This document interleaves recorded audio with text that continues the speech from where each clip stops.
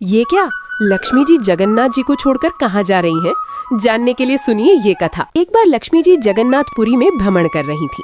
उनका आज मन हुआ कि किसी भक्त पर कृपा की जाए।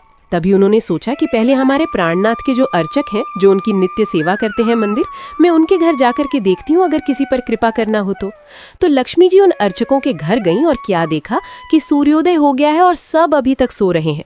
घर में कोई स्वच्छता नहीं है, सारे सामान बिखरे पड़े हैं, रात का भोजन सब खाया हुआ है। लक्ष्मी जी ने कहा कि मैं यहाँ नहीं रुकूंगी और ना ही मुझे कृपा करनी है, ये मेरे रहने की योग्य स्थान नहीं है। और लक्ष्मी जी चली गईं। लक्ष्मी जी अब गईं उस आदमी के घर जिनको मंदिर में झाड़ू लगाने की सेवा थी और जिनको मंदिर में घुसने भी नहीं दिया जाता था। उनके घर में सब ब्रह्म मुहूर्त में उठ जाते हैं। उनके घर में बढ़िया गोबर का चौका लग रहा है, तुलसी जी को जल पधराया जा रहा है, ठाकुर जी को भोग लगाया जा रहा है। लक्ष्मी जी बोली, ये है मेरे रहने का योग्य स्थान। और साक्षात लक्ष्मी जी प्रकट हो गई। अब वो दोनों दंपत्ति तो चौंक गए। उन्होंने पूछा, देवी आप कौन है? लक्ष्मी जी ने कहा, हम लक्ष्मी हैं, जगन्नाथ भगवान की पत्नी। सब बोले, देवी आप अचानक यहाँ कैसे? लक्ष्मी जी ने कहा, अरे पुत्र, तुम्हारे इस सेवा भाव, पवित्रता, तुलसी निष्ठा, घर की शुद्धता देखकर हम बहुत प्रसन्न हुए हैं। सब बोले, जय हो लक्ष्मी जी, आप प्रसन्न हुए हैं, ये तो हमारा सौभाग्य है। लक्ष्मी जी ने कहा, अरे मैं तुम्हारे घर आई और मुझे प्रसाद नहीं परोसोगे? सब बोले, हाँ हाँ आप बैठिए ना।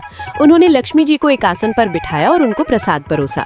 उधर बलराम जी पुरी में डोल रहे थे और तभी खिड़की से झांक के देखा कि लक्ष्मी जी किसी दूसरे के घर में भोजन कर रही थी। उनको बड़ा क्रोध आया।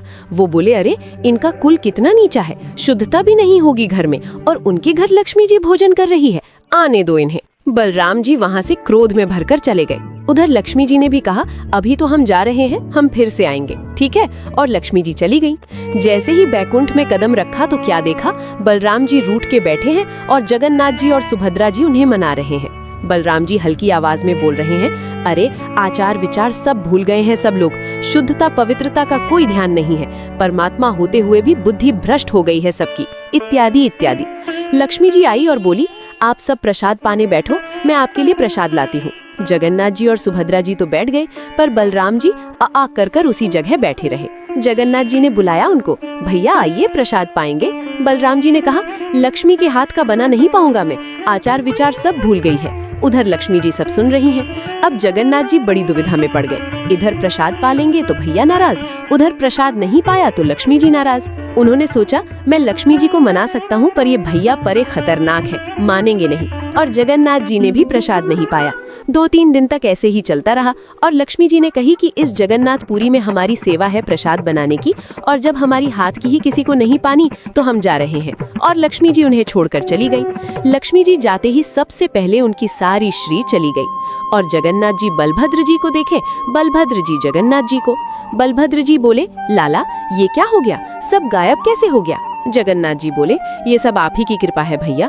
बलभद्र जी बोले, मतलब? जगन्नाथ जी बोले, मतलब कुछ नहीं, लक्ष्मी जी चली गई तो सब कुछ उनके साथ ही चला गया।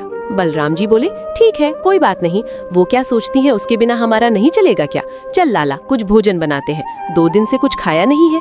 जैसे ही रसोई में गए तो देखा कि सामग्री सब गायब। जगन्नाथ जी बोले, चलो दाऊ, स्वर्ग द्वार के वहाँ सब भिक्षुक बैठे रहते हैं, वहाँ सब भिक्षुकों को कुछ न कुछ मिल ही जाता है। और दोनों छोटे बालकों का रूप बनाकर बैठ गए स्वर्ग द्वार के पास और टेर लगा रहे हैं, जय जगन्नाथ जय जगन्नाथ, कुछ दे दे बेटा तेरा भला होगा। तभी एक स्त्री आई और उनको कुछ दिया नहीं, ऊपर से डांट दिया, ए बच्चों पढ़ाई लिखाई सब छोड़ दिया है क्या, जाओ घर जाओ। उसके बाद एक संत आए और उनको कुछ मुरी दिए, लो बच्चों मुरी खाओ, भूखे होगे तुम लोग। बलराम जी बोले, लाला एक भक्त की व्यवस्था तो हो गई। और तभी जोर से हवा बहने लगी और उनकी सारी मुरी उड़ गई। दोनों मुरियों के पीछे पीछे दौड़ने लगे और कुछ देर दौड़ के दोनों थक गए। भैया लक्ष्मी जी से क्षमा मांग लो, सच्ची कहता हूँ, नहीं तो ऐसे ही डोलना पड़ेगा। बलराम जी बोले, ठीक है क्षमा मांग लेंगे, पर ढूंढ तो बहू है कहाँ? जगन्नाथ जी बोले, सीधी सी बात है, जहाँ श्री सबसे ज्यादा होगी वहीं लक्ष्मी जी मिलेंगी। तभी डोलते डोलते देखा कि एक घर में इतनी श्री का बर्तन कि उसकी चमक बाहर तक आ रही थी। जगन्नाथ जी बोले, दाऊ उस घर में चलो, वही है हमारी लक्ष्मी जी। तभी देखा कि उस घर का बालक सबको वस्त्र दान कर रहा है। दोनों उस लाइन में खड़े हो गए। लक्ष्मी जी की जैसे ही नजर पड़ी उन बालकों के ऊपर तो उनको दया आ गई। मेरे प्राणनाथ, उनको कोई जरूरत नहीं है मेरी, पर फिर भी दाऊ दादा को मेरा महत्व समझाने के लिए ये लीला कर रहे हैं। लक्ष्मी जी ने उस दंपत्ति से कहा, सुनो उन बच्चों को मेरे पास ले आओ।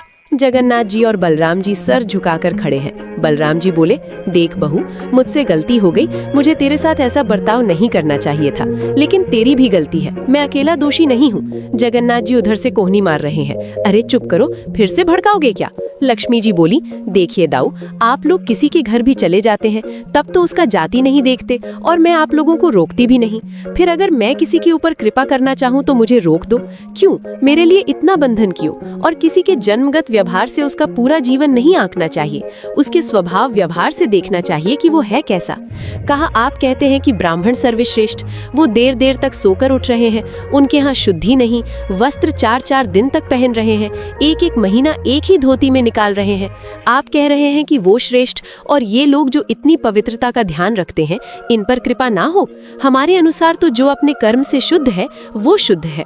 बलराम जी और ठाकुर जी दोनों मान गए, जैसी आपकी इच्छा। बोले, नहीं, आज के बाद हम आपसे एक नियम चाहते हैं। क्या? बोले, श्री जगन्नाथपुरी में नियम कर दीजिए। बोले, क्या? जिस महाप्रसाद को ब्राह्मण पाएगा उसी महाप्रसाद को शूद्र भी पाएगा, दोनों को समान फल मिलेगा। और यहाँ महाप्रसाद का ऐसा नियम रखा जाए कि अगर एक ही पत्तल में दोनों बैठ करके पालें तो दोनों को समान पुण्य प्राप्त होगा। महाप्रसाद पाते ही अन्य तीर्थों में तो बहुत साधन करने पड़ेंगे, पर पुरी में आकर के कोई एक दिन का भी यदि महाप्रसाद का पाले तो उसको सर्व साधनों का फल प्राप्त हो जाएगा। और किसी भी प्रकार से ये ना देखा जाए कि कौन किस वर्ण का है, वो स्वभाव से शुद्ध होना चाहिए। हम सबको हृदय लगा लें। अगर ये सब आपको मंजूर हो तो मैं राजी हूँ। ठाकुर जी और बलराम जी राजी हुए, और तब से श्री जगन्नाथपुरी में ये सब नियम नष्ट कर दिए गए। महाप्रभु जी सबके लिए सुलभ हो गए। जय जगन्नाथ।